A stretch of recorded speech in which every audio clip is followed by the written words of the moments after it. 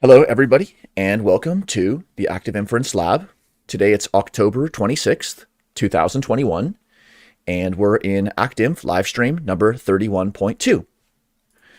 Welcome to the ActInf Lab. We are a participatory online lab that is communicating, learning, and practicing applied active inference. You can find us at the links here on this slide. This is a recorded and an archived livestream, so please provide us with feedback so that we can improve our work. All backgrounds and perspectives are welcome here, and we'll be following good video etiquette for live streams. We're here in our second group discussion for 31, towards the end of October, so also happy Halloween. And this is our jumping off point to many ideas, so looking forward to this cool discussion. The goal is going to be to learn and discuss this paper by Patricia, Palacios, and Matteo, Colombo, both of whom are with us today. So thanks so much to the authors for joining, and feel free to address what you can while you're here and then just leave whenever works for you. And in this discussion, we can take it many different ways because so many topics came up in the .0 and .1, but we have all of the formalisms, some big questions, a lot of topics that we raised in the 31.1 video as well. So we can begin with an introduction and warm-up section. We'll have the non-authors introduce themselves and then just say hello, and then we'll pass to the two authors, both of whom are joining for the first time to a stream. So again, thanks for joining, and we look forward to the discussion. So I'm Daniel. I'm a researcher in California. And to just add something I'm excited about, Matteo and I were just discussing right before we started some of the sociology meets history and philosophy of science. And oh yeah, who could forget about the actual topics themselves? So there's just some cool intersections that we'll be able to talk about. I'll pass it to Dave. Hi, I'm retired from information technology. I'm in the cool, dry mountains of the northern Philippines. And now that I don't have to work for a living, I'm getting really busy on learning cybernetics, which is one of the things I did back in college, and having a great time with this. Fired up about having a complexity weekend ramp up starting tomorrow. So true. And Stephen. We can't hear you, Stephen, but you're unmuted, so maybe your audio selection is odd. But let's welcome Stephen back. So figure it out, and let's go to Patricia first. Welcome, and happy to hear your introduction. Hello. Well, thank you for the discussion, for the interest in discussing our paper. So I'm an assistant professor in Salzburg. I'm originally from Chile. And I work on the philosophy of physics, philosophy of science, and now I'm working more and more in the philosophy of the complexity science. I have done some work on econophysics, and well, I'm interested in general in the statistical mechanical applications to other disciplines. Statistical mechanical models in economics, biology, and well, chemistry, although I haven't explored that really yet. I'm interested on that. And with Matteo I did my first exploration in the free energy principle. But just to be clear, I'm very interested in the application of statistical mechanics to other disciplines, even if we appear to be critical to that in this paper. Thank you, Matteo. Thank you very much for the kind invitation and also for the spotlight on our paper, completely undeserved. My name is Matteo Colombo. I'm based in Tilburg in the Netherlands. As my accent might suggest, I'm Italian. I'm originally from Milan. And mostly my work lies in the philosophy of cognitive science. I have a special interest in computational modeling, especially reinforcement learning and Bayesian approaches to brain function. It's been fun to collaborate with Patricia at this project, which combined a bunch of interest I already had and helped me to learn something new.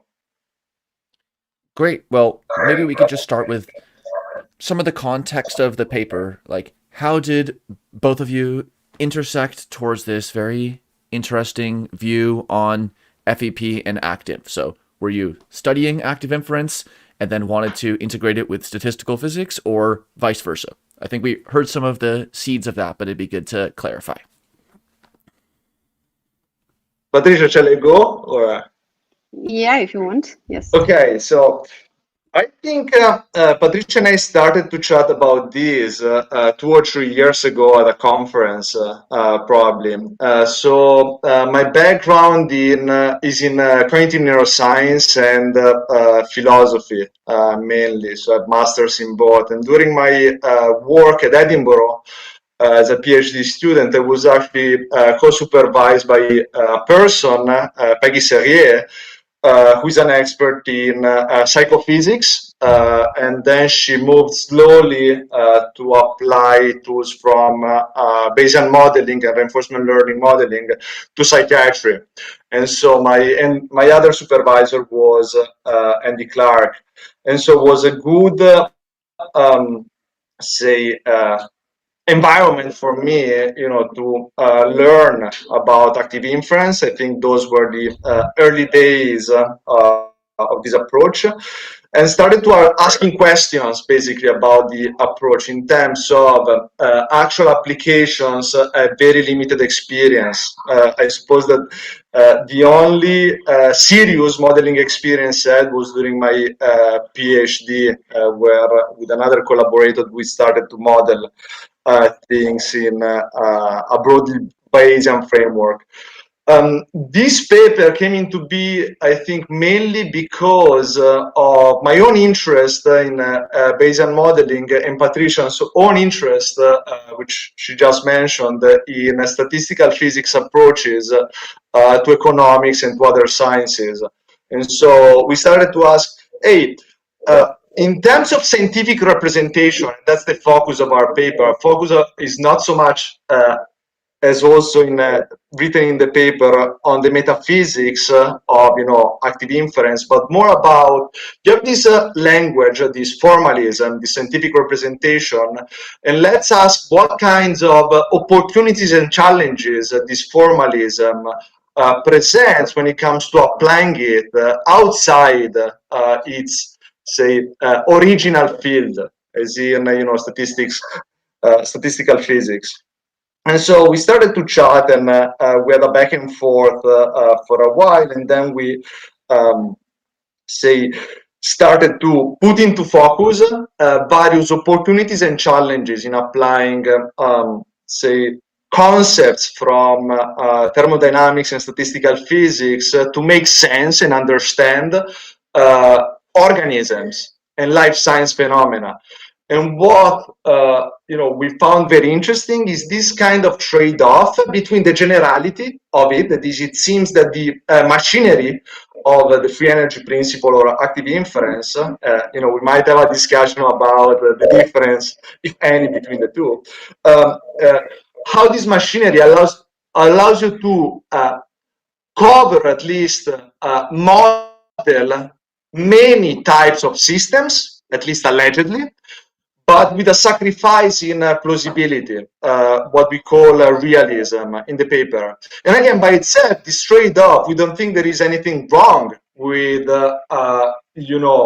going for maximal generality in an approach that might cover, or at least allegedly from cells up to, cultural phenomena. And that's our paper in a nutshell. It is how these trade-offs might depend on a choice of language of formalism to make sense of allegedly anything. And again, the thing good is one of the key terms, I think, that Maxwell and before him Carl Friston put on the map here. And I think it's a helpful way also to look at our contribution. Again, in a nutshell, I think the framework of thing good might miss out the most interesting properties of the kind of thing, if there are things, say organisms happen to be. Thanks for that, Patricia. Anything to add? Yeah, so just to repeat what Matteo said. So my interest in the free energy principle came from my interest in the application of statistical mechanics to other disciplines. So that's why we started discussing this, and that's why I got so excited about this research. And I agree with the summary of the paper that Matteo just did.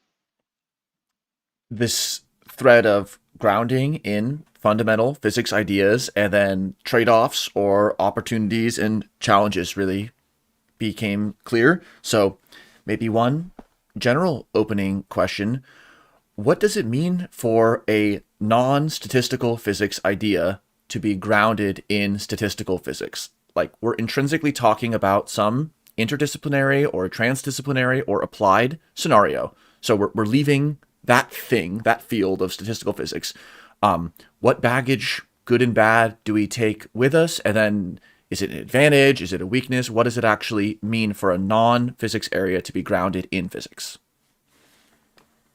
Yeah, thank you for that question. I think that's one of the questions that have motivated my research in the last years. I don't think there is a unique answer to that. So the more I do research on the applications of statistical mechanics to other disciplines, the more I understand that it varies. So it depends on how it is used, how statistical mechanics is used, and depends also on the case studies and disciplines and the specific models. So I think that's why it's worth to look at specific case studies, the specific applications of statistical mechanics to the disciplines, in order to answer that question like on a case-by-case basis. I think in some cases, the application of statistical mechanics is well justified, especially when the idealizations are well justified. In some other cases, as I would say, tend to think that it's the case of the free energy principle, the application of statistical mechanics lack justification. So we are not saying, or we are not concluding in our paper that cannot be done, or that it doesn't make sense to propose a principle that is based on statistical mechanics, but we just think that there is much more work to be done in the justification of, especially of the idealizations that are involved when we use statistical mechanics to formulate a principle like the free energy principle. Classic philosophy. Where do we err or miss when we idealize, make ideas of, or generalize specific systems or things?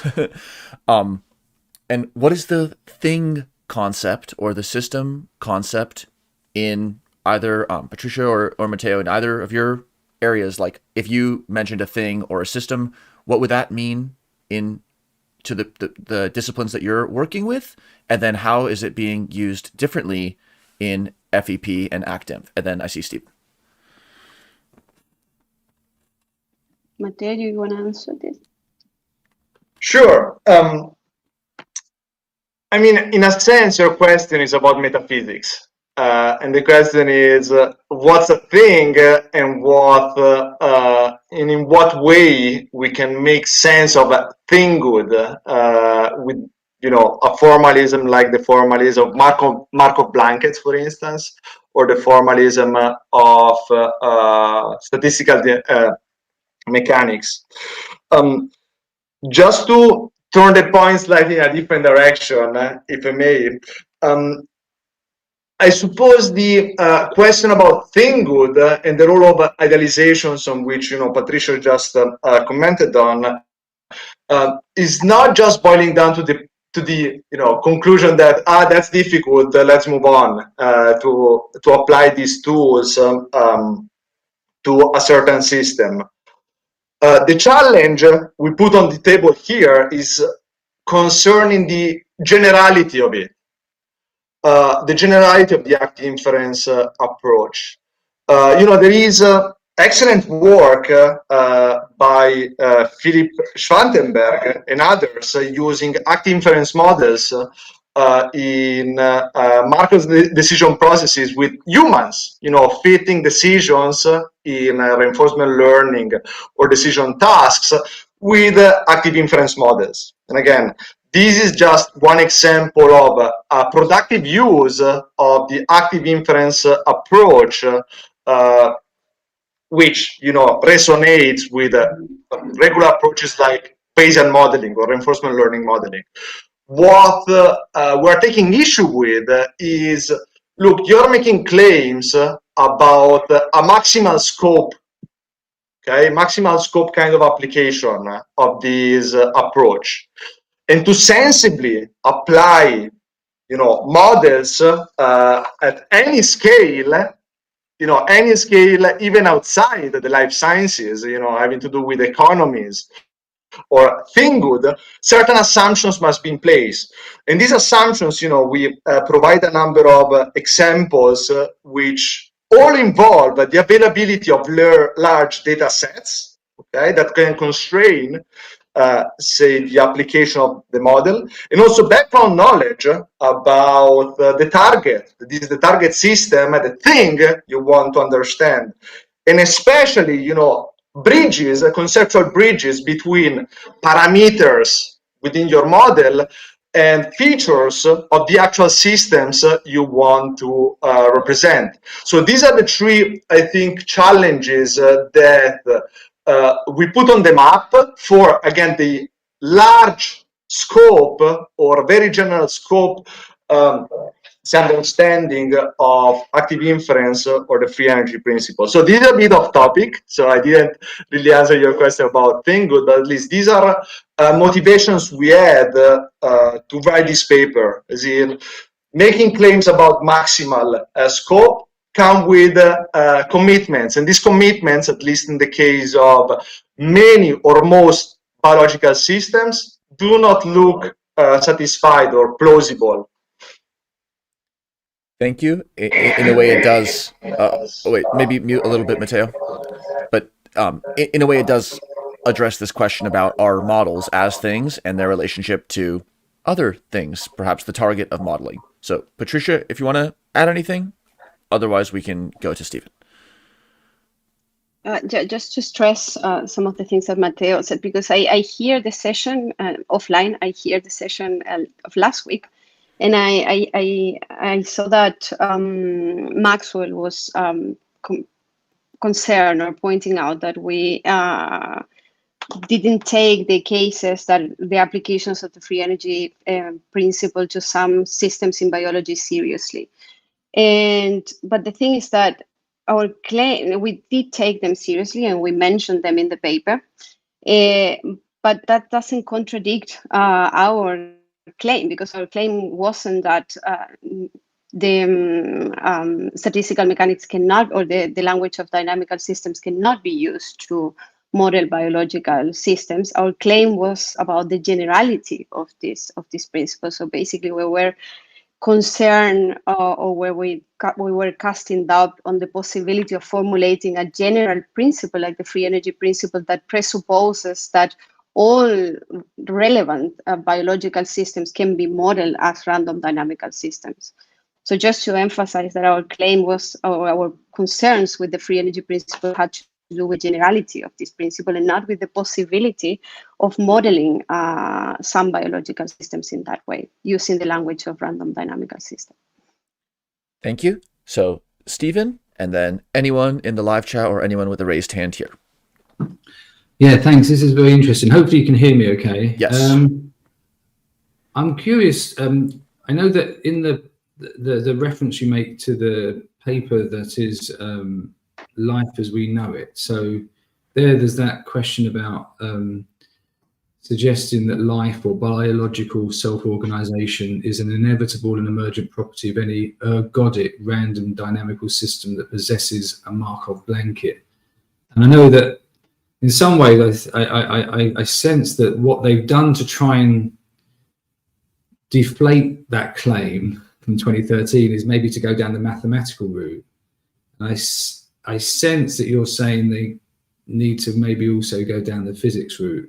Would that be something that you would say, like in terms of how that that statement, which has to some extent been couched over the last few years, are you saying that needs, the physics aspects haven't necessarily been addressed as much as the statistical aspects?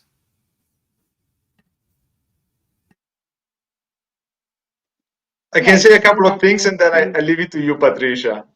Yes. Very quickly. One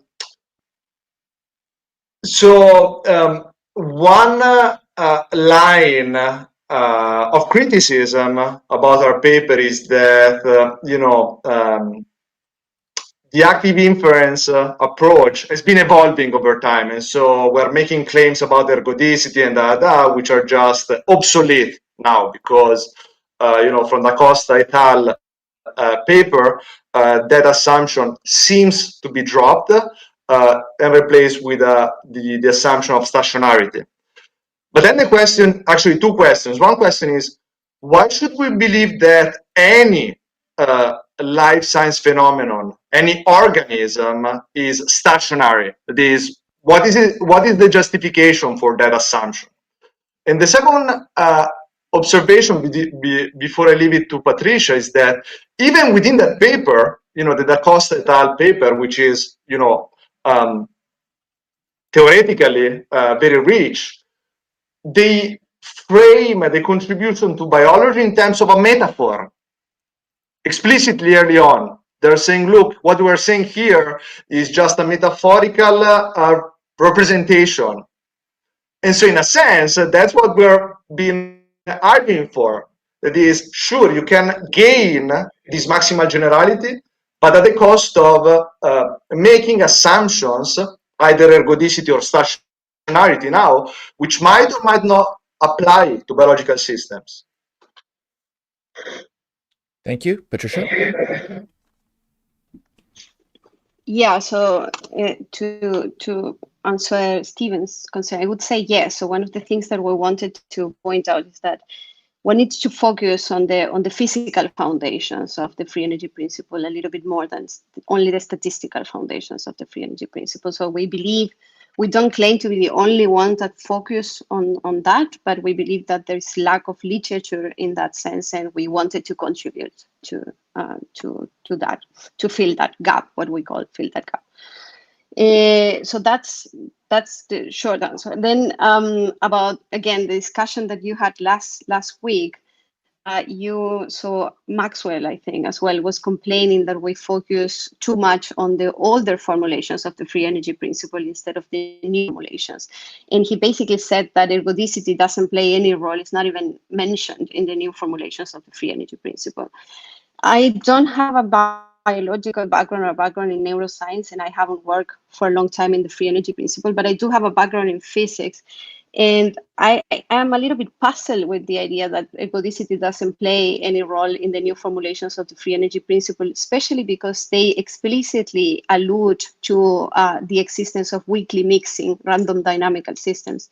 And to my knowledge, mixing systems require ergodicity, so imply ergodicity. So I'm really not sure, and I haven't seen explicitly how can you drop the assumption of ergodicity in the free energy principle. So I think that if some authors working on the free energy principle could clarify to what extent or why you don't need ergodicity anymore, I think that would be helpful. So we would be grateful for that. We wouldn't consider that as a failure in our project. So we would consider it as a success. So if our paper leads to more clarity in the free energy literature, that would be a success of our paper for us. And I think the fact that Bill et al., also some paper that was quoted in this discussion last week, also allude to the older formulations of the free energy principle just shows maybe a confusion in the literature between older formulations and new formulations. So I think, again, it would be very helpful for people interested in this, at least, to have more clarity about what has changed in this new framework, in these new formulations of the free energy principle, and to have a more consistent framework that one can work with, because we were interested in working with the legitimate framework. We weren't against the free energy principle and then try to look for the weakest argument to attack them. So that was never our strategy. I don't have anything, I am not married against the free energy principle. I don't have anything a priori against Tristan. So the same with Matteo. So we are just genuinely interested in this application because it can be actually potentially useful, or because it has been so, it has called so much attention in biology. So that's why we are interested in this in the first place, not with the idea of attacking the free energy principle. So again, if we could have better understanding of why the new formulations don't require ergodicity, or about what are the key assumptions in the new formulations of the free energy principle, I think that would save us time, and we would be happy to look at that. So I think, again, I agree that we focus mostly on the older versions of the free energy principle, but I think it was partially because the papers were clear and not because we wanted to attack the weaker papers. And the same, like the fact that they appeal again to the existence of weakly mixing random dynamical systems suggested for me that they still are using ergodicity. And apart from that, ergodicity was not the only argument that we were presenting in the paper. So we also mentioned phase spaces and attractors, and the new formulations still require phase spaces because they need some probability. And they also consider or model homeostatics or non-equilibrium steady states as in terms of attractors. And that, again, falls into our criticism, because we were pointing out, independently of the ergodicity assumption, we were pointing out that it's very hard to model in most systems, biological systems, even physical systems, perhaps, stationary, non-equilibrium stationary states in terms of attractors, because attractors imply some asymptotic results, and it's not easy to get these asymptotic results. So basically that was our criticism. So we were by no means only focusing on ergodicity, even if ergodicity doesn't play any role in ergodic formulations, in new formulations, which is not clear to me. But even so, I would say the other points still remain, and we would like to have a clear answer to that, even if that means that we have to, I don't know, say that we were wrong in the end. But I insist. So if our paper leads to more clarity in the literature, that would be fine. We would consider it a success. Thanks for that, and welcome, Blue. So I'll just give one comment, and then Stephen. So absolutely about the evolution and changes. It's a non-stationary, or maybe there's a higher level of a stationarity to the literature, but it's one reason why Blue and I, and maybe you, if anyone listening wants to contribute seriously to this, are very interested in tracking the nomenclature and which letters are used to refer to internal and external states, and which assumptions are implicit or explicit. How does that play out with the evolution of literature in this area? So that's like something that we'll be able to point to. Maybe it's going to be version 1.4 in this paper, or, you know, version 1.4, the English Gambit. We can name them like chess openings. Okay, Stephen? Yeah, I think you make a good point. I mean, I think also I do agree in the Da Costa paper, stationarity is really given as another way in to some sort of state that gets revisited. It doesn't necessarily take out ergodicity. It maybe adds another potential. So there's this question it can't just be answered from a math perspective. Like, I think there's this physics reality, and maybe this is where non-equilibrium chemistry starts to come in, although it's a new field. And I think that your points are useful in clarifying some of those questions. I suppose the question that also comes up, which is maybe less common in physics, is how much can approximation science, how much can a kind of noisy version of ergodicity be enough?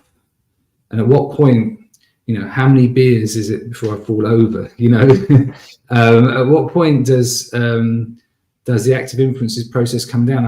I don't actually think that's necessarily been brought in, but I don't know if physics knows quite how to handle that question.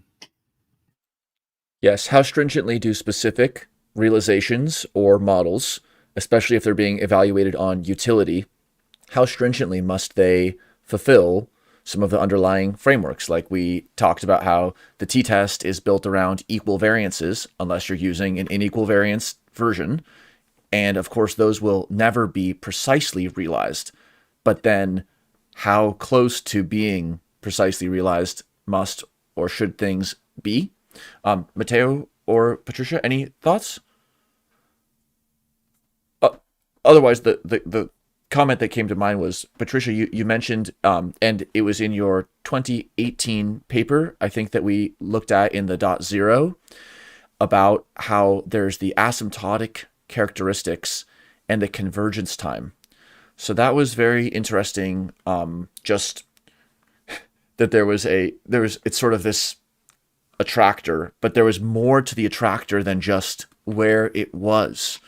So maybe unpack that, and then how did you see that grafting into or relating to the comments on FEP and ActInf? Yeah. Daniel and others. Sorry, I have to leave now. Thank you, Matteo. Apologies. Go ahead. It's been fun. I'm very sorry, it lasted only 30 minutes because I saw also Blue joined and I had answers to a couple of their questions in previous sessions about dynamic equilibrium and why we use internal states as active states. Well, we can do 31.3 literally anytime. We can do it in a year. So that's why we do decimal notation. Anytime it's right, just let us know, and you're always welcome back for a guest stream presenting on current work. So good luck with your teaching responsibilities, and see you soon. Too generous. Ciao, ciao, everybody, and thanks for paying attention. Cheers. Ciao, Patricia. Ciao, Matteo. Okay. Yeah. So you were mentioning my 2018 paper. Thank you.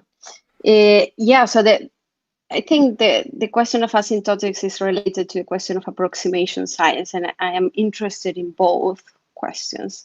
And this is basically what I have done independently of the free energy principle in my research in the last years. So basically, what I pointed out about asymptotics in the paper that you were mentioning is that in order to make a model realistic, a model that takes asymptotics into account, in order to make that model realistic, we not only have to pay attention to the solutions that you get in the limit when you take a limit, you also have to pay attention to how fast that limit converges. And that time, that could be considered relaxation time, or that time that that the limit needs in order that we need in order to achieve that limit, needs to be realistic too. So you don't only have to pay attention to the values that you take that you obtain when you take a limit. You also have to pay attention to the rate in which you approach that limit. So that will also help you to understand how realistic is the model that you are using. And how would that tie to approximation science?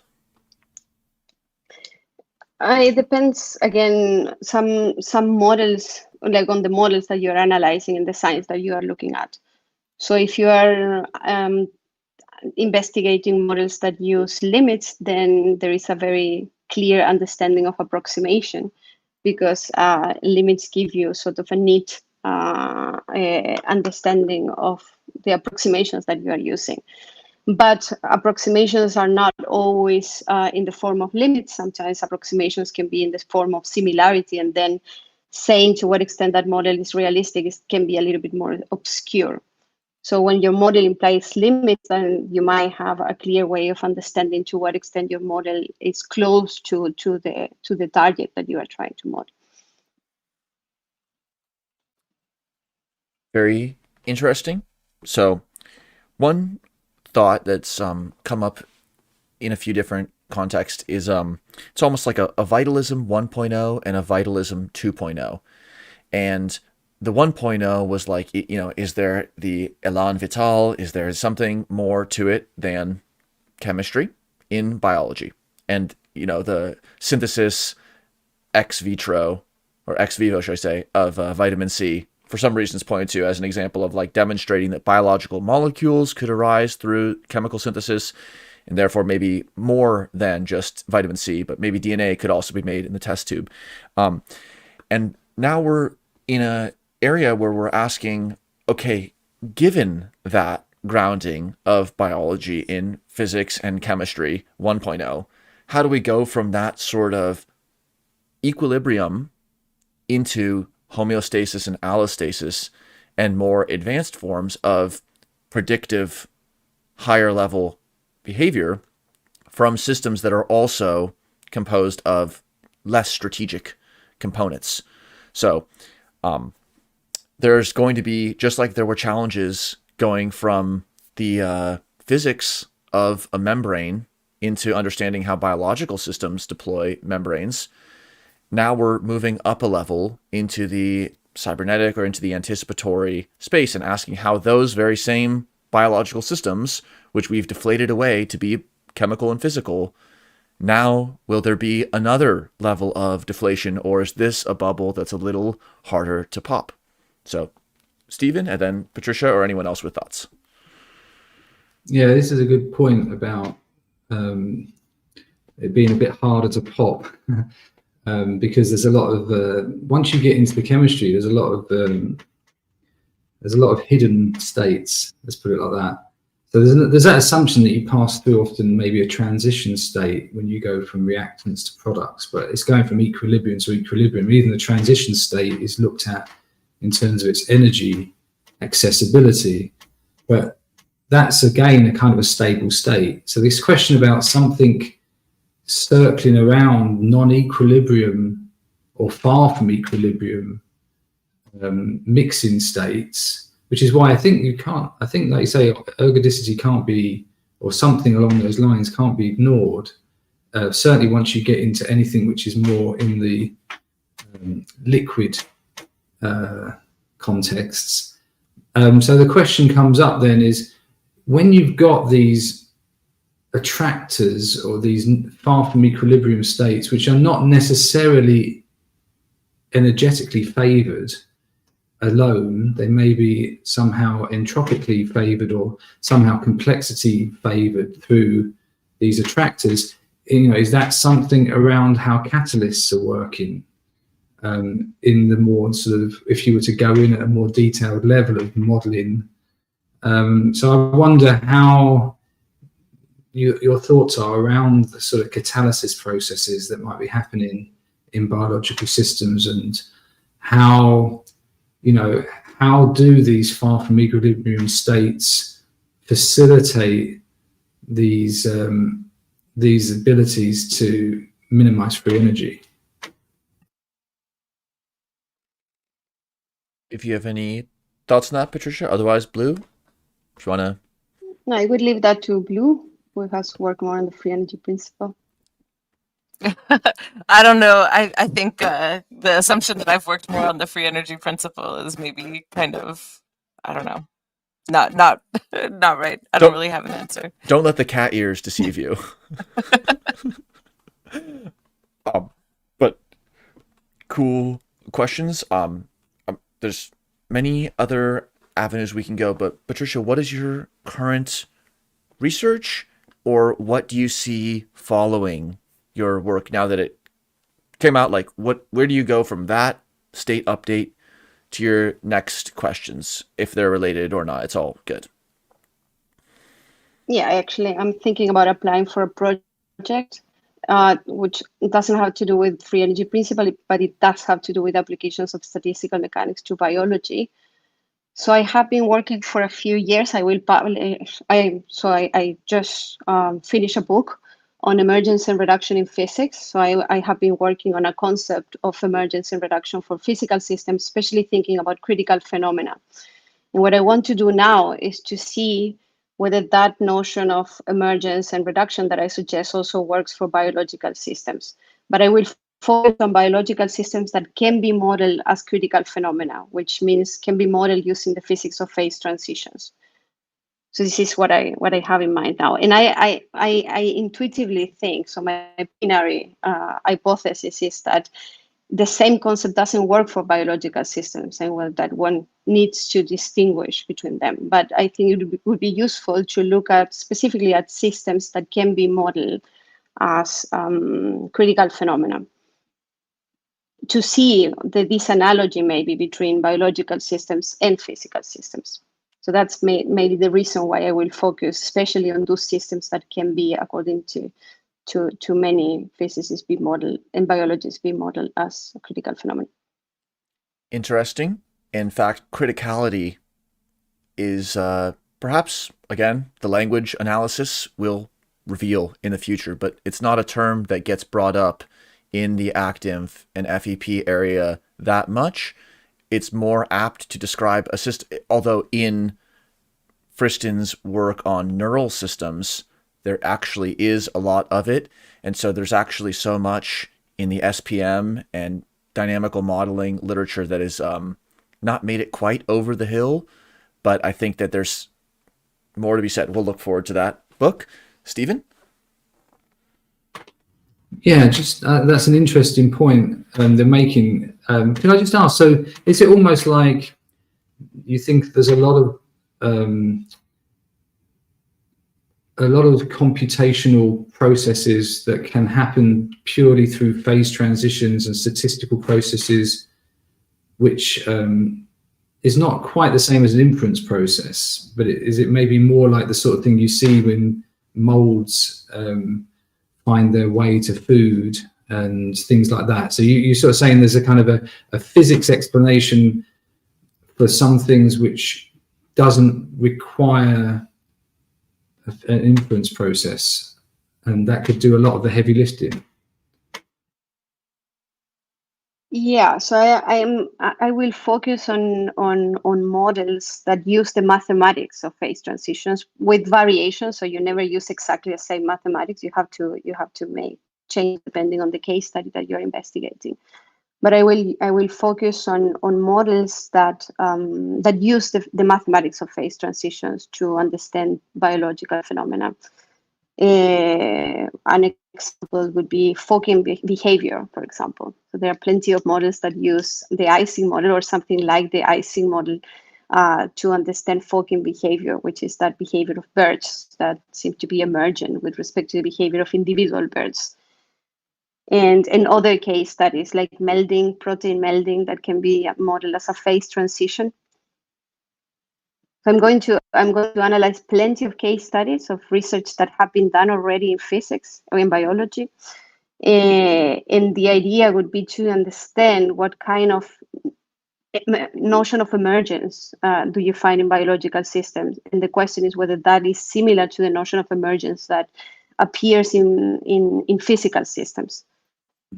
And as I said, I intuitively think that it's not the same. But since I will look at similar case studies, I think that can show that difference between biological systems and physical systems quite clearly. Cool, Stephen. Just add one thing to that. Yes, I see the hands. Just before, because I know Blue's going to say something. Just one thing I was curious then. Is it like, because there's this interesting, when I'm talking to people who've got maybe more of a chemistry background, emergence is more the emergence of interactions between things, right? Molecules and stuff. And then you get these kind of, and then you've got this more process-based kind of inference, dynamical one. So are you sort of seeing the way of emergence being able to do quite a lot from the kind of perspective of things interacting with each other based on rules rather than a non-linear dynamical approach? Both, actually. So you find both in phase transitions. That's why phase transitions in physics have been considered as the prototype example of emergent behavior. Because you find non-linearity, you find long-range correlations, and well, the interactions in most systems are local, but you still have these long-range correlations that require using some fancy methods like the renormalization group methods, for example. So you have some notion of collectivity there in phase transitions in physics. Not because of long-range interactions, but because of long-range correlations. So it appears as if the interaction between distant particles would be long-range. It is not, but it appears like that because you have long-range correlations. So I will look at similar cases in biology that have been modeled already using physics, and then I will try to answer whether that notion of emergence in terms of non-linearity and so on, what I suggest it's emergent behavior in physics can also be applied to biology. And I think, well, but this is preliminary, so these are not the results of my research because I will be doing that for the next years. But preliminary thought is you will see a difference, especially with top-down causation that might happen in biology. That doesn't happen in physics. But this is just preliminary. So again, I will try not to say too much about this because I haven't done I just have done the research for the project, but I haven't done the project. So you can wait for this result. Thank you. Blue? So that's super interesting. And again, something that like I'm very interested in is this idea of emergence. And when you're studying phase transitions or criticality in physics, like for example, just from a liquid to a gas, it's easy to see on a graph this kind of inflection point of temperature where the phase transition occurs. And I just am wondering what kind of metrics you're using to quantify emergence in your future research in biological systems. That depends again. Sorry that many times my answer is the same, but that depends on I'm not using a specific metric because I'm not proposing a general framework. I'm just studying like different case studies, and depending on the case study, on the kind of phase transition that I am studying, is the metric that is attached to it. But I'm not suggesting a general formal framework that has a metric in itself. So I'm studying like case by case. So can you maybe provide some examples, or you don't want to say yet too much? In biology? Uh-huh. Yeah, the Fokin behavior. So there are different models that you can send me an email if you want, and I can address you to some literature. But there are plenty of models of Fokin behavior, right? That use models that are already that sort of migrate models from physics. So there's some of them use a slightly revised version of the Ising model. It makes me think about how the sort of initial target system, let's just say a solid to a liquid phase transition, and then there also are potentially critical dynamics related to information and decision making, which comes into play in active inference, where you could have a nonlinear relationship between information coming in, and then it's in policy mode A, and then there's a phase transition to policy B. And so it's kind of like, again, that vitalism 1.0, 2.0. There's going to be a lower bar of phase transition to talk about, well, the protein folding in the cell. It's going to be a special surrounding that facilitates it to do special kind of transitions physically. But then how do we think about higher order behavioral properties, especially when they exhibit some tantalizing similarity or analogy or metaphor, like we've been discussing, but can we just take those same models and think that it's going to be as clean all the way up? Blue, and then Stephen. So in the flocking model, for example, like, and you're talking about downward causation and something that you wish to study. And so I'm sure that you've maybe read the Information Theory of Individuality paper by David Krakauer and that group at the Santa Fe Institute.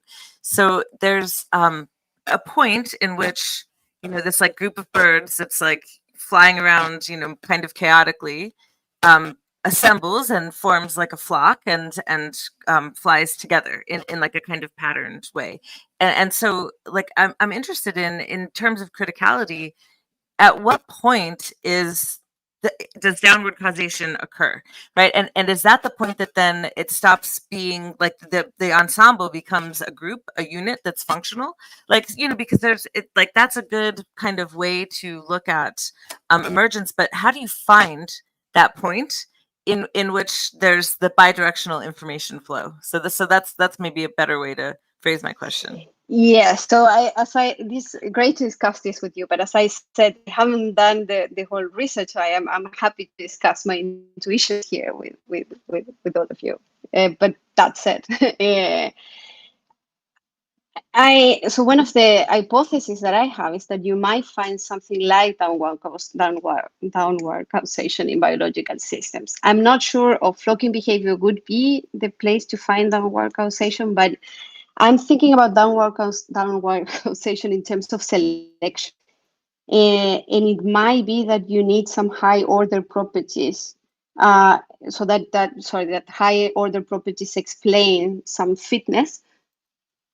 And that in that way, that calls somehow all the way down that at the micro scale, at the micro level, you observe some behavior as a result of that fitness that is sort of coarse-grained or higher.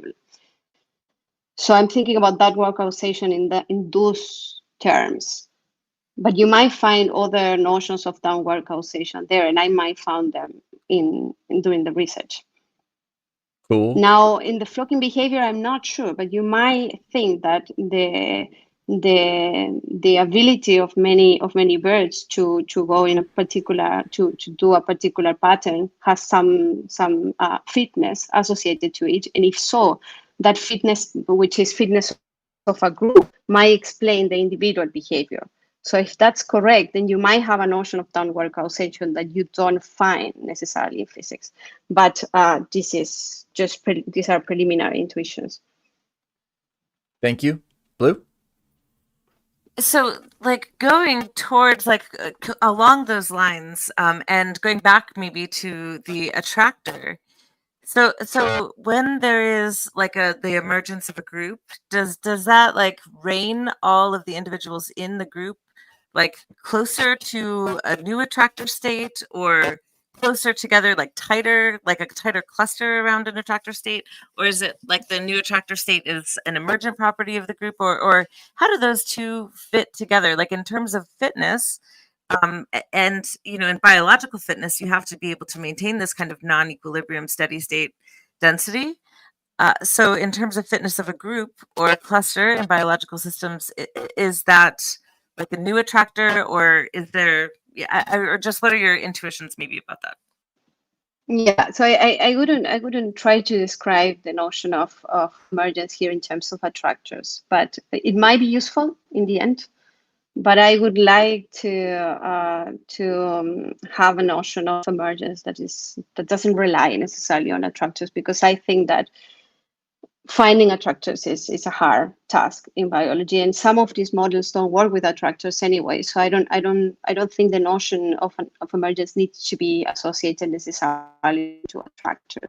Maybe in some case it would be useful to understand emergence in that sense, but I wouldn't think that it's necessary to understand emergence in sense of attractor.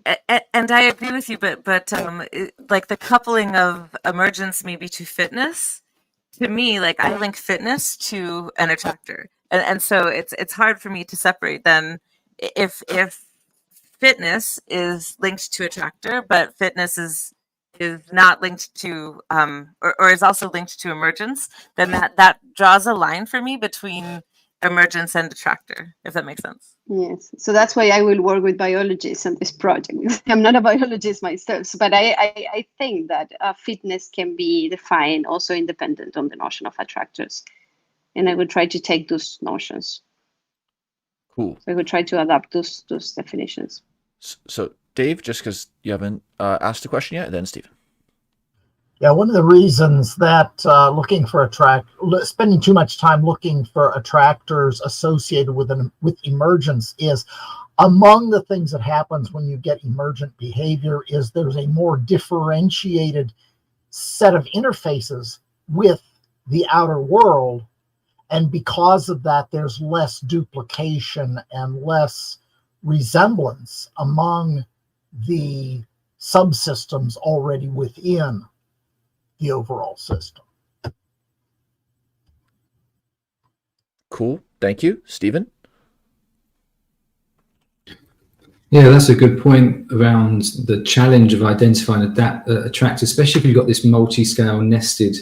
I mean, say you've got attractors that are only present for nanoseconds, even if they're there and there's millions and billions of them, and then on top of that, so I can imagine that it could be really useful. And I'm curious how you see that, the freezing of ice and the way that the water becomes more dense, and actually at about 2 degrees then starts to get less dense, and as it approaches freezing, and then you sort of hit this phase transition. And I think there's a real use in that also being learned about for active inference, because although in active inference it doesn't happen directly, in the field of anything to do with entropy, there's this common misconception of neg entropy, as if you actually get a negative form of entropy, which is kind of in the kind of common usage, but there's no such thing directly as a neg entropy. There's a change in entropy. There can be a variation in entropic, but it's not a stable state in the same way that you get with energy. But that I think that can be a misconception that sort of creeps in quite a lot. But I'd be curious if effectively, there's a value of entropy that goes down, spooky value of entropy, of which no one quite knows what's going on with the entropy. We know there's a value for entropy, that entropy changes from ice to water, but even Richard Feynman used to say, well, no one quite knows what's going on there. And maybe this is something that you're trying to sort of get into, is what's going on in those phase transitions and these entropic changes, which doesn't have the benefit, like you say, of some agental driver of the free energy principle to make it happen. So I don't know what your thoughts are, but how that might be useful to help people who aren't as heavily into physics just think about the idea of change and entropy, because I think it's going to become something that more and more people are using outside of physics.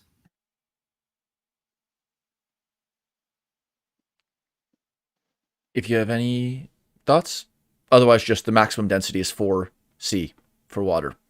And it's super, super slight, but a very interesting pattern. Okay. We can turn to, well, if anyone wants to raise their hand or give a thought.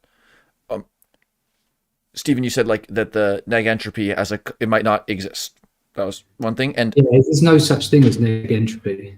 Well, Yeah, I also wanted to, sorry, about that. I also wanted to stress that in equilibrium phase transitions in physics, you don't use the notion of negative entropy. Of course, you just use entropy and standard statistical mechanics plus renormalization group methods. So that might be an asymmetry with some of the case studies that I analyze in biology, but yeah, we'll see. And one of the fundamental trade-offs discussed in the paper was this generality versus the plausibility and the realism. Do attractors even exist? Or is it just as if a system is moving towards something, but does something that is not realized exist? And so this kind of takes us into talking about whether we're describing the system as it is, or rather situating the system in a broader space of how it could exist.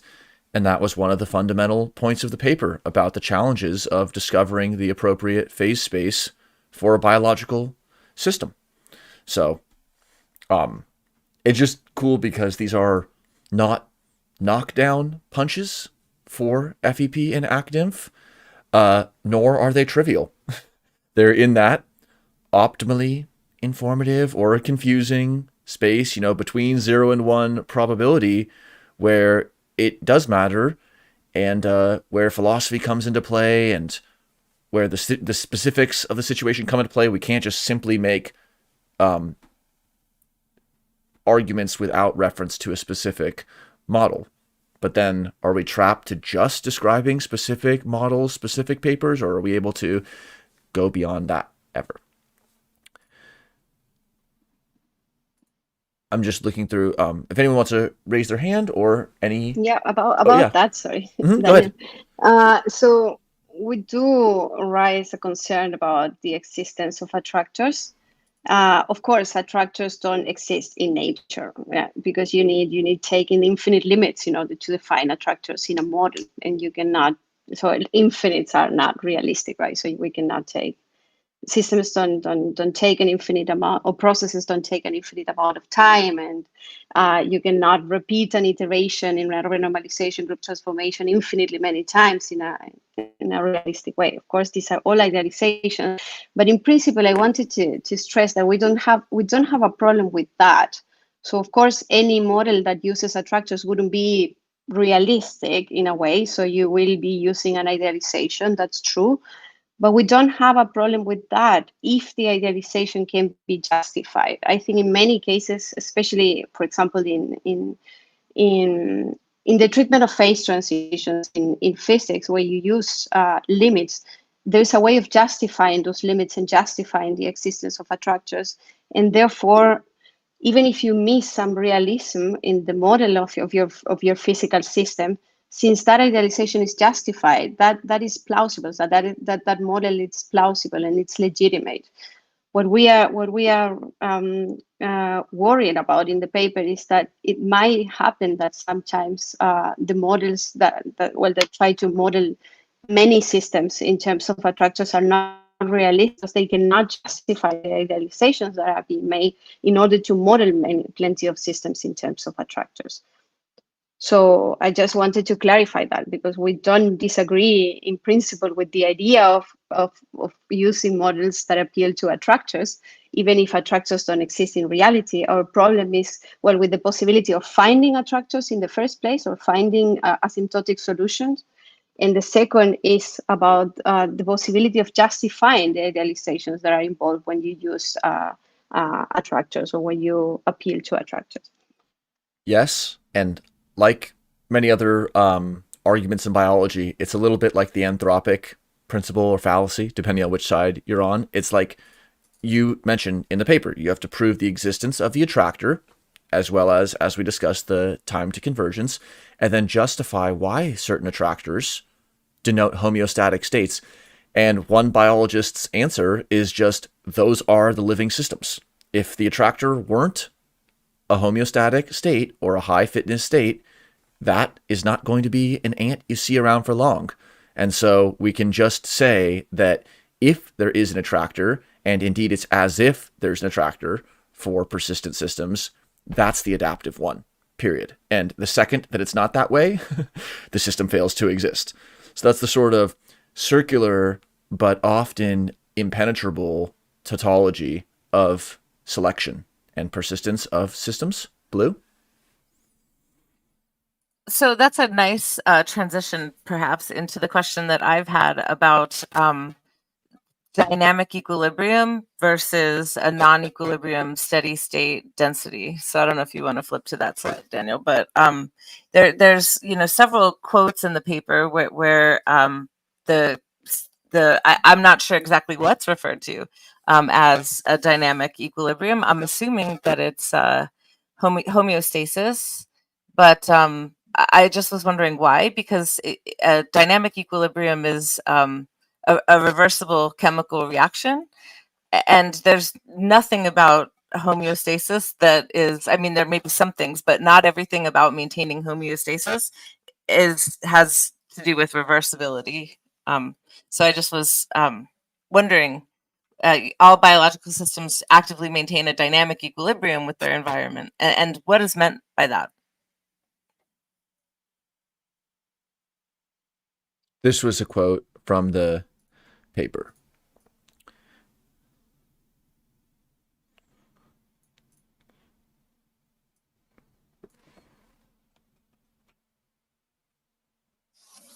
Oh, wait, you're muted, Patricia, but if you have any thoughts? Yeah, so sorry, I was missing the screen somehow, disappeared, everything disappeared. Yeah, Blue. So actually, unfortunately, Matteo wanted to answer that in a neat way. Basically, we took this from Freestone himself. So he refers in many places, and he had the quotations and so on. I don't have that at the moment. I can try to look at it, but So you might be right. It's not the right way of describing the homeostatic states, but I think it's a mistake that Friston himself does. I think so. This is basically what Matteo wanted to say, and he had these quotations in the papers where he does that. So if you want to email him, he will address you to those works, but not so much. In our paper depends on that notion, actually. So that might be a mistake that we make, I think, because we took it Friston, but not so much depends on that. So basically, our criticisms have to do with the idea of modeling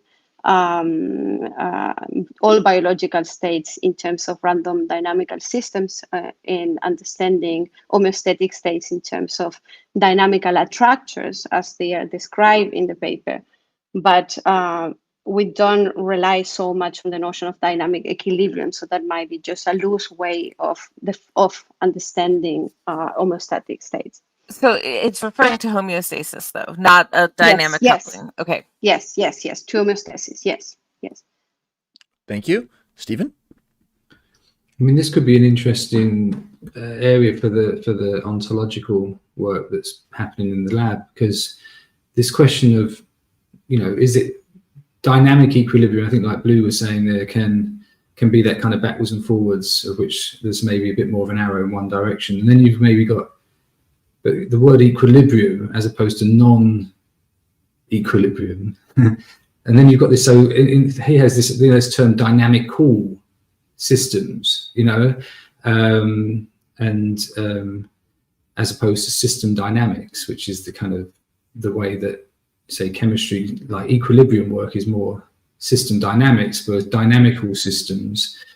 And you've got this interesting thing, because you've got this non-linear dynamical work happening at the sort of the physics level and this emergent property level, and then at some point, as it appears from the organism's perspective, we might start turning and using the language of dynamic equilibrium ecologically, or ecological equilibrium, and this shift in the way that the ontologies are present, which may be true because as things persist and are interacted with as entities, they appear to be, in a different type of dynamic. But we are seeing from the active inference that dynamic may in itself be more dynamical than we perceive.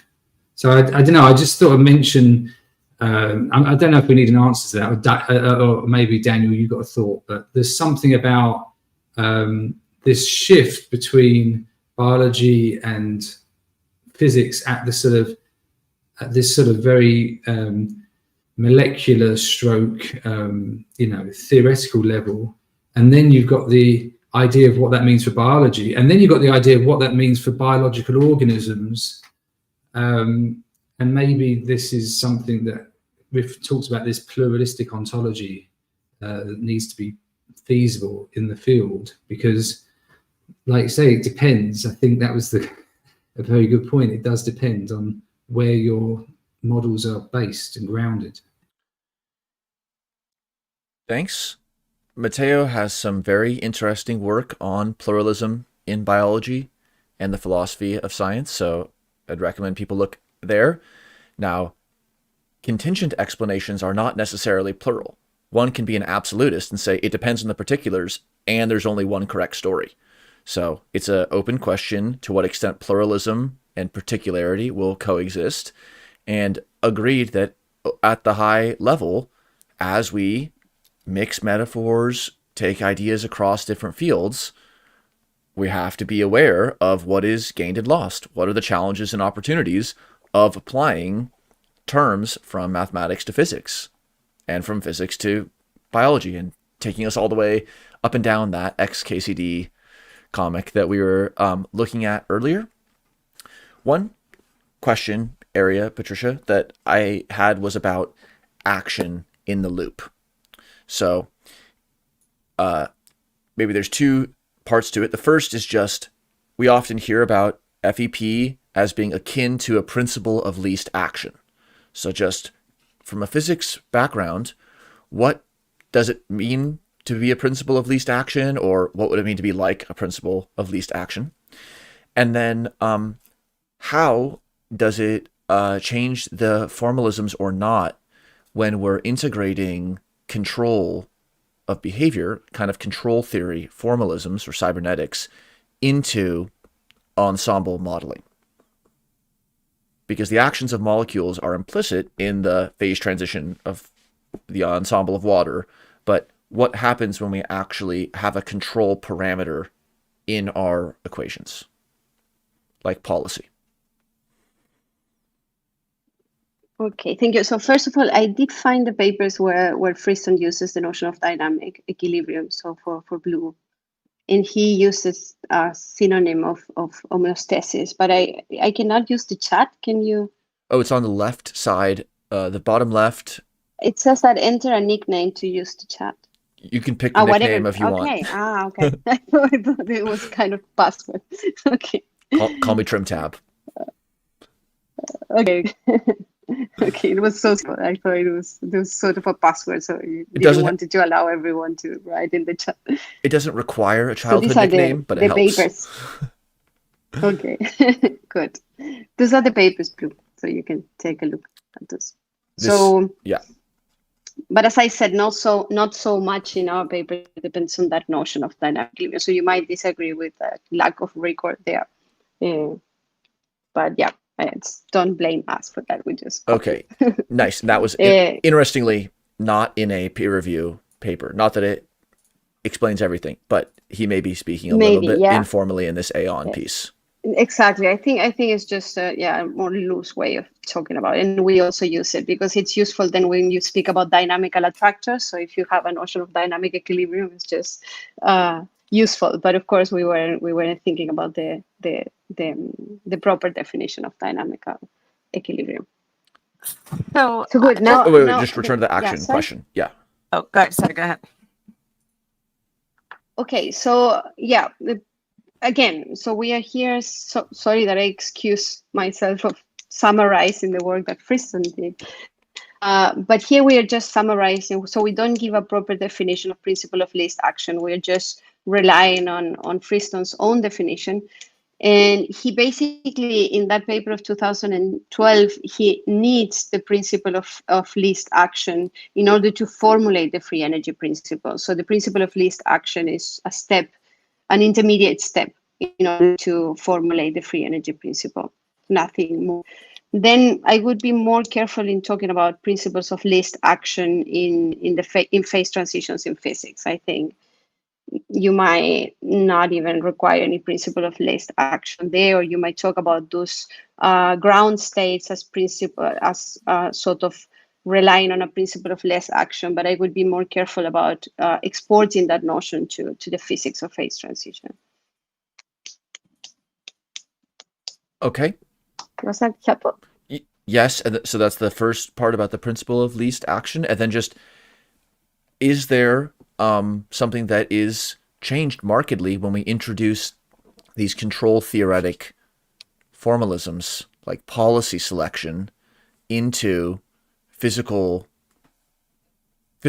inspired or based models that entail activity like the thermal motion of particles, but are not approached from a control theoretic or behavioral regulatory perspective?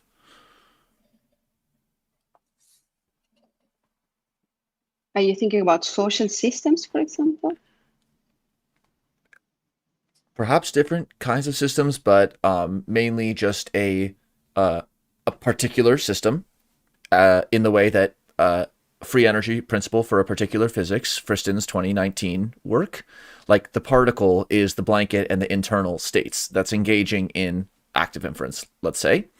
And so it is implementing inference on policy. It's selecting policy, it's behaving. And so is that sort of policy selection latent within non-control theoretic activity-based physics models? Again, like the thermal motion of molecules? Or when we introduce policy inference, does that change some of the qualities of the system? I think so. It's an interesting question. I would need to think about it more carefully. But my intuition is that it does. It changes the way as you understand phase transitions in physics. I think that requires changing formalism, and again, it requires making important difference in your model with respect to how you model phase transitions in physics. Thanks. I agree something changes, and it's not for linear time discussion necessarily to unpack, but these are the kinds of questions that we're getting at. Absolutely. So, Blue? Yes, I think that. So I just want to reference the articles that you posted in the chat. So the Aeon thing, they did say dynamic equilibrium, but I don't trust op-ed science writers to make direct correct quotations.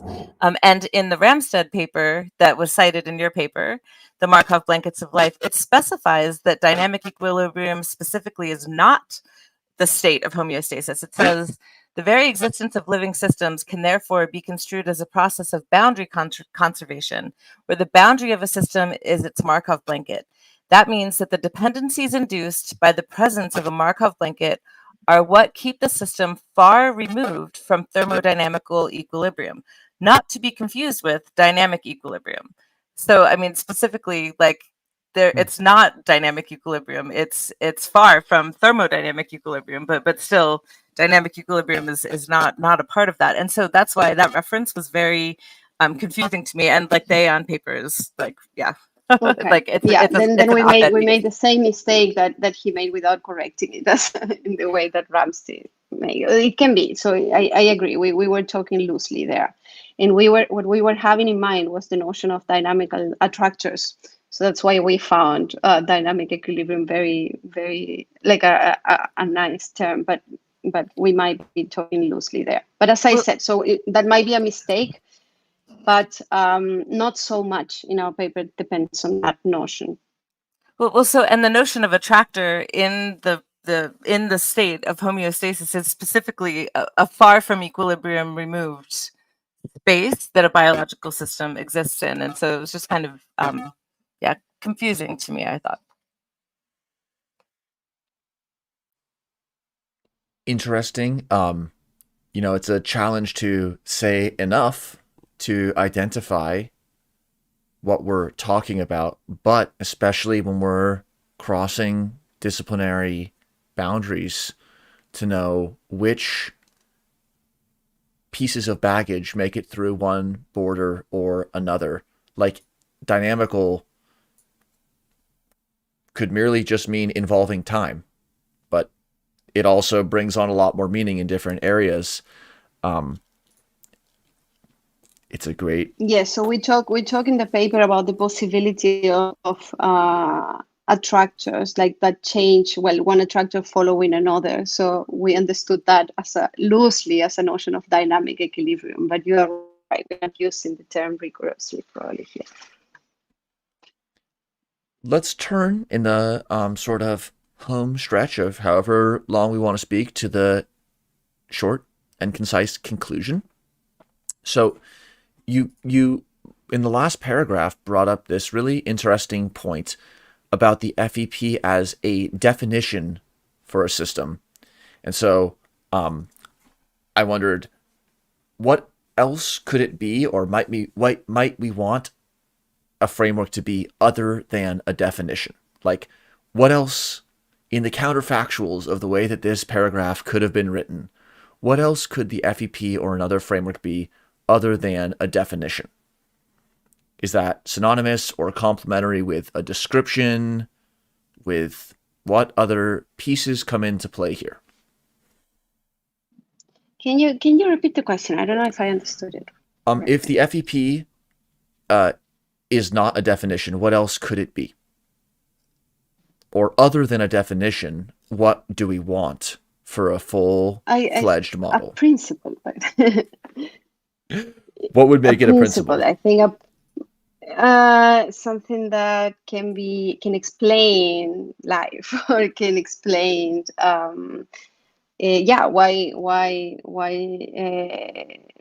biological systems apparently violate the second law? Why do they stay in that far from equilibrium steady state? I think many defenders or advocates of the free energy principle understand this sort of as a principle that has explanatory power, that explains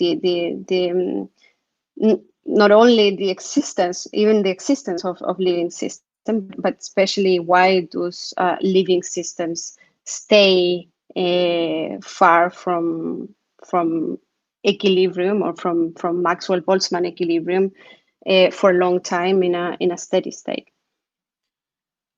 Great points. So yeah, that's smart. And explanation, which of course goes beyond or is complementary to definition. Explanation is one of the key terms and themes in the history and the philosophy of science. And since an explanation is evaluated subjectively or intersubjectively, like, was that an adequate explanation? That's a statement about the relationship between a perceiver and the explanation itself. And so it dumps the entire mess back into the lap of almost a psycho-historical perspective on science, because good explanation is about the enculturation of the person evaluating how good that explanation is. So Stephen, and then Blue. Yeah, I was just looking up regarding dynamical and dynamics. So dynamical, the adjective, means relating to the study of dynamics. So it says a dynamic system is a system exhibiting continual change. So a dynamic system is continual change. A dynamical system is a system relating to the study of the dynamics. So a dynamical system is like a system working with the dynamics of a system, and dynamic itself just talks about the actual fact that there's change happening. So that's kind of interesting, and be interesting as well whether you get dynamical things or whether it has to be systems. You know, like is there a, you know, that may be where there's some sort of interesting play between phase transitions as well. Like maybe there's a dynamic going on. Is there a dynamic that is second order to the first dynamic in some way? So that's kind of interesting. Yes, things and processes, and static versus dynamic, and then loose but acceptable in many cases use of language.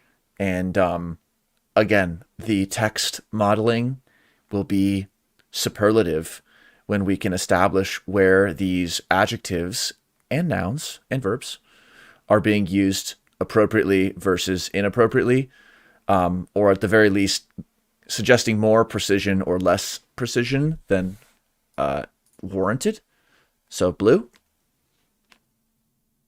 Oh, and Dave has a great comment there. Historical, examined by historians using founded methods, versus historic, which is like about the event itself, like it was a historic victory or something like that. So it's interesting how we give the disciplinary nod with that AL on the adjective. I was just thinking about the difference, like linguistically, between historic and hysteric. Like, what might that be? So my question, unrelated to historics and hysterics, really goes back to what Patricia was saying about the second law, and touches back to what Stephen was saying earlier about the non-existence of negative entropy, and I'm curious about that, because I think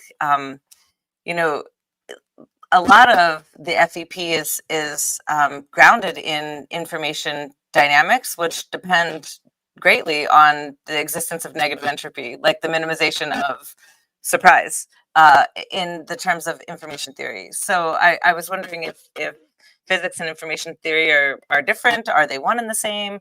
What are the differences? How do we clarify them? And similarly, one of the claims in the paper is to pay attention to the differences between physics and biology. And what, I've always thought that the laws of physics are universally applicable, and perhaps they're not, but I think that they should be. And that this defiance of the second law, like, do the laws of physics not apply in biological systems? And is it negative entropy that biological systems do? I mean, Scott David always classically refers to the entropy secretion of biological systems, and so I just was wondering, how do we reconcile these differences? Maybe if you guys have thoughts.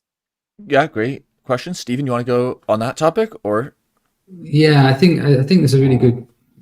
I think this is important because you see, neg entropy kind of is a bit like negative enthalpy in the way it's formulated. But the thing is, you have a reduction only relative to a starting state, a starting equilibrium state in terms of entropy. It might have gone down in terms of a starting state, but it's not actually lower in an like energy is energy, right? It can't be made, can't be lost, but the entropy, you can have a variation in the entropy, and that variation can be noisy, going up and down. You can then extract information. You can have things which are more ordered. Now that's fair enough. You can have more order, but neg entropy isn't something which is a value in that way. It's just a convenient piece of temporary mathematics to help see whether you're going to have a force driving or reducing a reaction.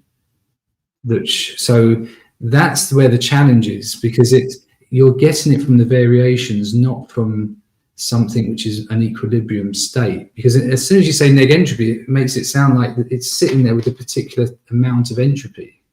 That makes sense, and it's not really like that. So this is like one of the kind of misunderstandings, I think, around entropy. Okay, interesting. One other view, Blue, on your question about information and thermodynamics.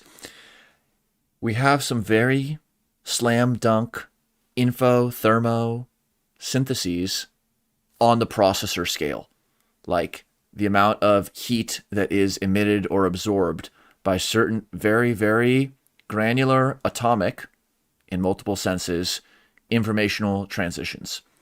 And so it's almost like that's like the stem, and we know that there is a connection there, either as if, to be sure, if not in actuality.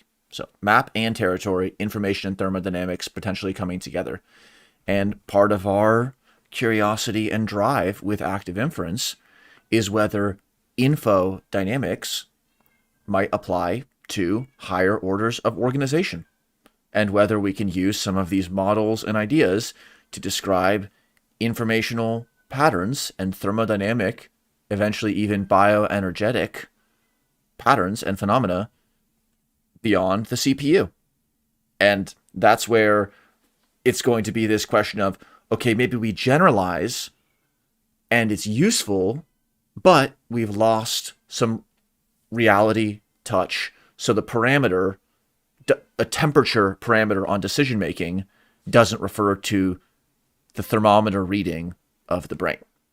I think we're okay with that. So in a way, we are lifting away from the physical grounding because we're using terms like temperature, entropy in their information and not their physical capacity. And as the key questions raised in this paper brought to this discussion, there are opportunities and challenges with making those kinds of generalizations. It's not just a simple win. It's things are gained, things are lost, some things come into resolution, other things become incapable of being resolved. So that's like some of the excellent questions that I think the paper brings to the table.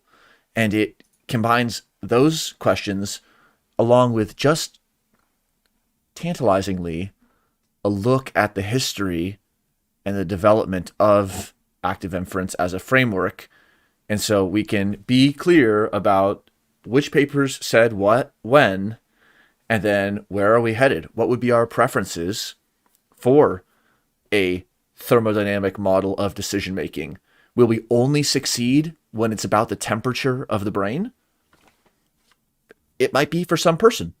However, other people might just say, if there's a temperature-like parameter, in the sense that that parameter's formalism looks like temperature of water in a test tube, then we have something that's already useful and interesting, and that's where the train ends for me.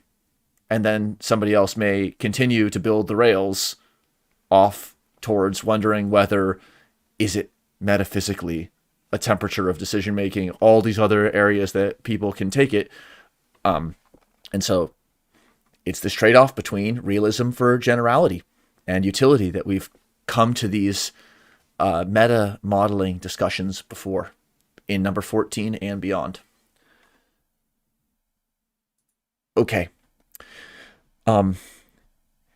Anyone wants to ask a question in the chat or raise their hand here? Otherwise, let's see back to our .1 questions and see if there's any threads from .1 that we want to just recap or see if we have a different perspective on.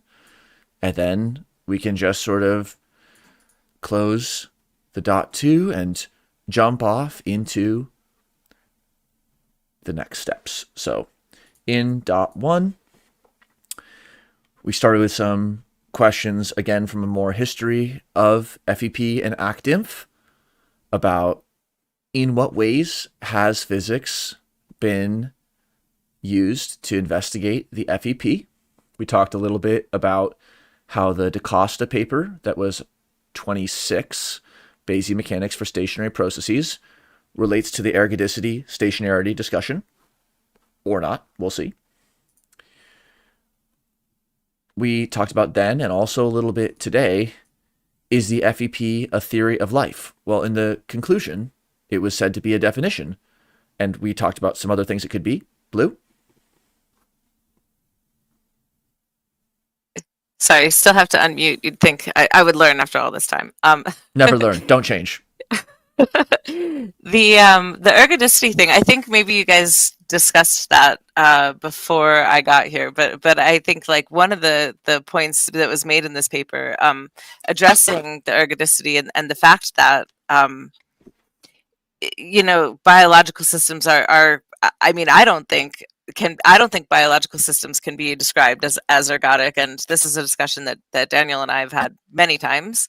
I mean, sure, within a very restricted space, like, my body temperature, for example, in the range from, I mean, what can I survive? Like 105 Fahrenheit probably, and, maybe 95 Fahrenheit. So I have like this 10-degree range, and I'm sure at some point in my lifetime, I'll visit all the space within that range, because you can't skip over. You don't go from 96 to 100 and skip any of the points in between. So like, it's incrementally, like, of course, I'll visit all of that space.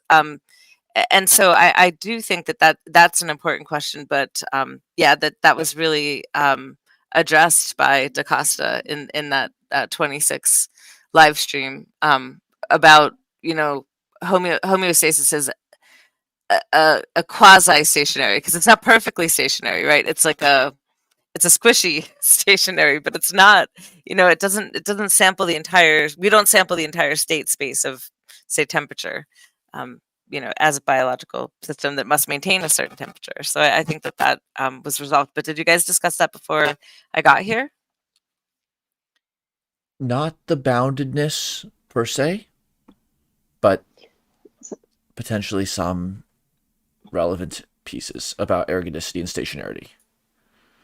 Yeah, so may I say something? Sorry that please. I had to turn off the video. I'm with my baby here. Hello, baby. Yeah. Yeah, so we didn't. I agree with you, Blue. I think that's one of the things that we discuss in the paper. So it's very problematic to understand biological systems as ergodic systems. But in the discussion last week, you were saying, or Maxwell was saying, that new formulations of the free energy principle don't rely on that assumptions, that they drop that assumption in the new formulations of the free energy principle. And what I was saying before today is that it's still in new formulations of the free energy principle, they rely on the existence of weakly mixing random dynamical systems. And to my understanding, mixing systems require ergodicity anyhow. So it's not clear that they have really dropped the assumption in the new formulations. And if so, I would like to see exactly how the framework can work without the assumption of ergodicity. I haven't seen that explicitly. I might believe that that can be done, but I would like to see it. And we don't evade requirements just by not mentioning them. So it's about what papers do mention, as well as reading between the lines, between the formalisms, between the citations, to really what is the bedrock or tautology that the theories rest upon. Stephen? Yeah, I think this also might point to your cybernetics point, Daniel, in the sense of, where does something happen at this kind of ergodic process of mixing, and where may it happen through a higher level cybernetic mechanism that the organism has that is enabled by sort of ergodic active inference or whatever processes are emergent. But the fact that it's emerged from ergodic processes at multiple nested levels doesn't necessarily mean that some of the higher level ways of keeping something within bounds then has to follow that, because it you can create a system out of all the cells that are doing their thing, so to speak, or being their thing. So that we this is where it can maybe be that danger that there's an overextension of a certain process. It's like, okay, where does something which is relying on ergodic processes or some other approaches able to give way to another type of control theory? Yes. And over short time horizons, is it possible to have sensory motor loops that work, whether or not some infinite case is what it rests upon? Blue? So, Patricia, I'm curious to know what you think about, if you've read the DaCosta paper about Bayesian processes for Bayesian mechanics for stationary processes. There you go. So I'm curious to know if you've read that and what you felt was perhaps lacking from that mathematical description to meet the requirements that you were referring to for mixing systems and ergodicity.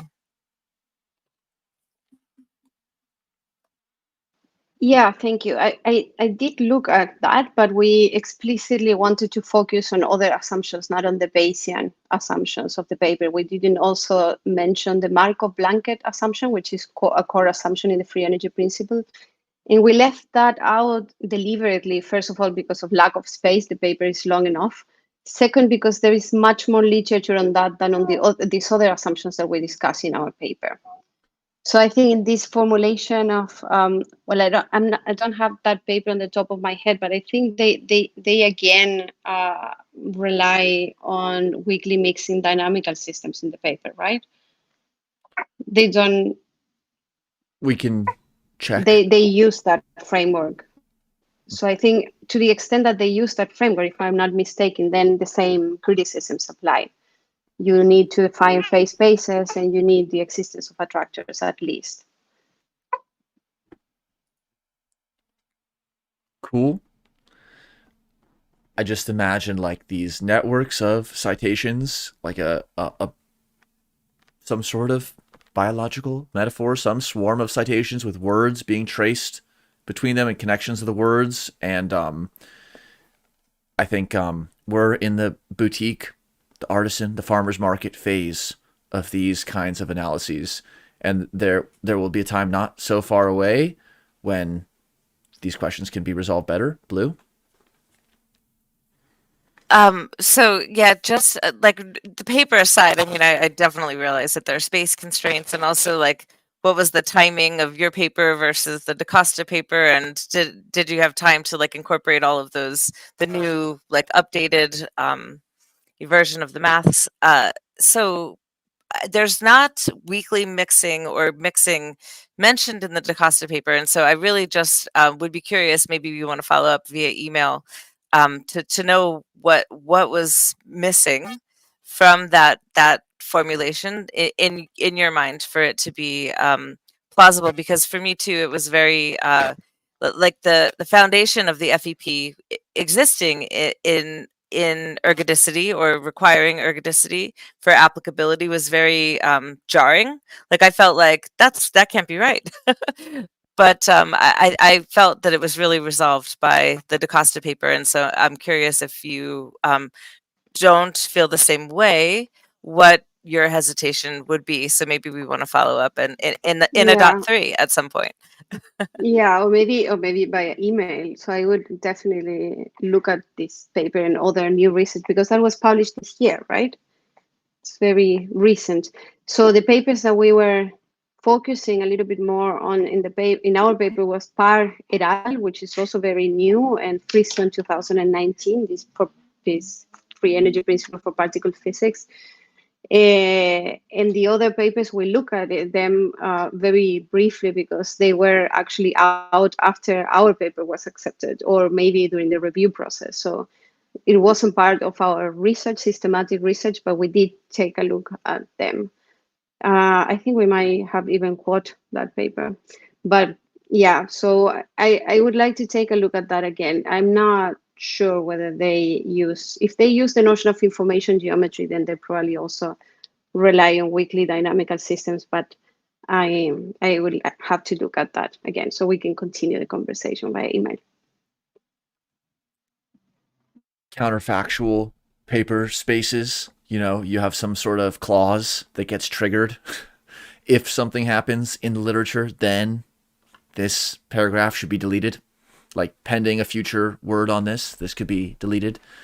In the last little bit, maybe we can just have any thoughts.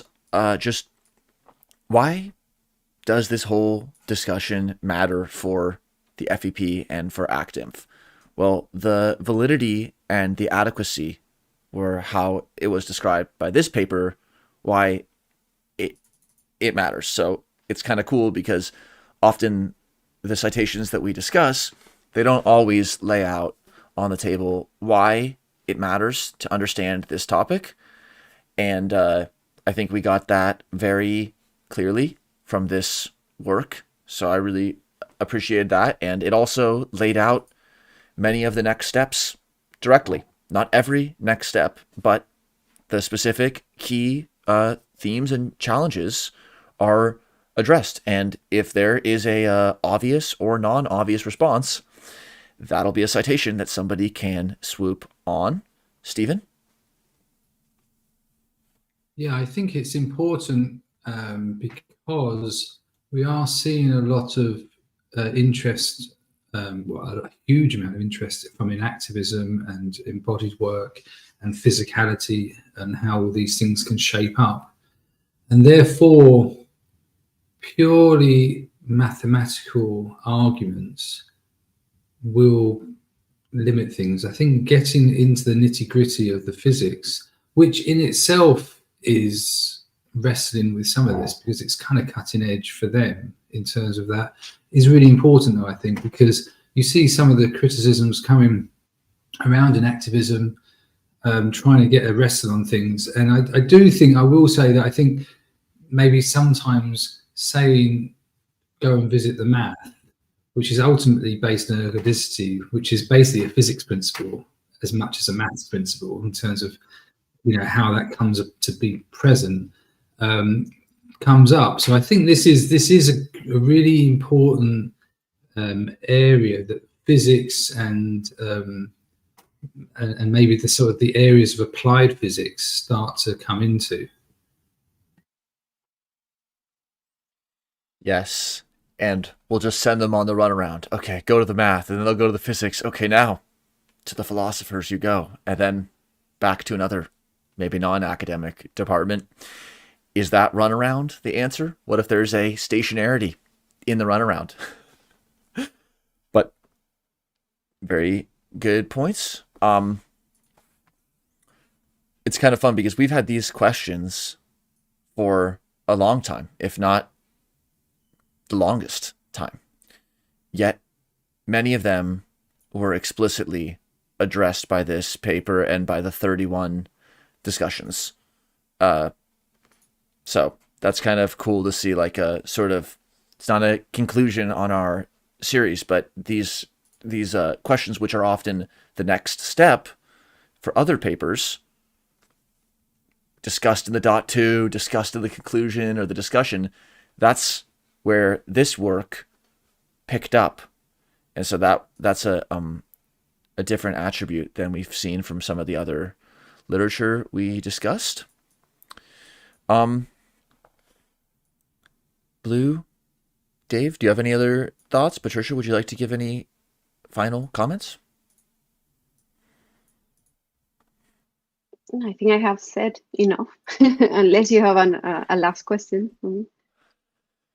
What papers? I'm a little bit of an outsider in the free energy principle, I must confess. But I would like to see how it progresses. So as I said at the beginning, we are not against the free energy principle a priori. So if our paper can lead to more research in the free energy principle direction, we would be happy and we would consider it a success. So we are not necessarily enemies of the free energy principle. And I'm in principle very interested in the application of statistical mechanics and even the language of dynamical systems to biology. So I am in principle interested in this type of research and also in the active inference as interdisciplinary research. So I would be very interested in see how this evolves, and if we as philosophers can contribute to that by criticizing some points that we find non-rigorous enough, then our job is done. So that's basically our goal. Thanks, Patricia. Totally agreed. This, hopefully we can enact the kind of dialogue at the micro, like a conversation and disciplinary or scholarly dialogue that plays out over years, and the philosophers have a very important role in that. Blue? So what Patricia was just saying reminds me of, when we discussed Mike Levin's paper in the summer, the computational boundary of a self. It's there's the instrumentalist view, and then the realist view, and then the utility axis in that diagram. And so definitely, I thought that this paper was useful in provoking dialogue and really kind of. I would like to leverage your vantage point to kind of grind into some of the deeper, maybe more mathematical stuff that's kind of beyond me, because it's not really my background, but to kind of, dig into that hole and make sure that there's a solid foundation under the hole, or is it a hole that pokes all the way through and leads to nothing on the other end? So I think, it's useful for getting at those questions. My last question, Patricia, would be what areas of literature or papers might you recommend that we dive into so that we can have a comprehensive view and know where we're coming from and where we're going? I can mention many papers. I can do that better by email again. So if you're interested in literature and some specific research or topic, just send me an email and I can recommend philosophical literature. But I would like to especially recommend one paper, so if I can choose.